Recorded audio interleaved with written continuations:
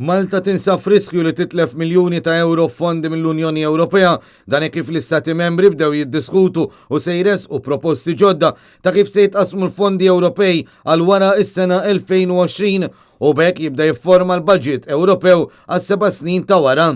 Jidher li Malta se jkollha triq diffiċli qudiemha biex tkun kapaċi żżomm il-pakett finanzjarju favorevoli li għandha bħalissa.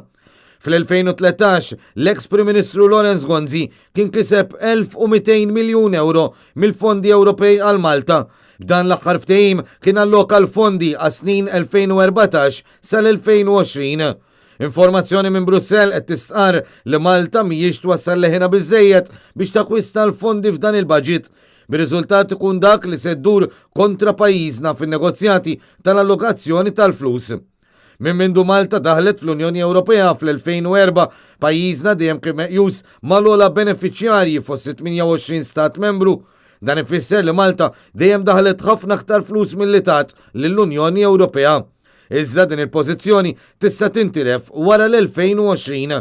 Fi frar 2013, Malta kien irnexxilha ġġib 1200 miljun euro minkejja li pajjiżna kien qabeż il-medja Ewropea tal-prodott gross domestiku. Għalhekk Malta mhux suppost kienet tikkwalifika għal somma daqstant kbira.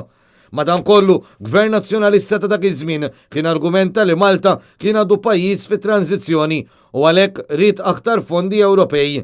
Il-Kummissjoni Ewropea mistennija titkellem dwar dan il-budget f'Mejju li ġej.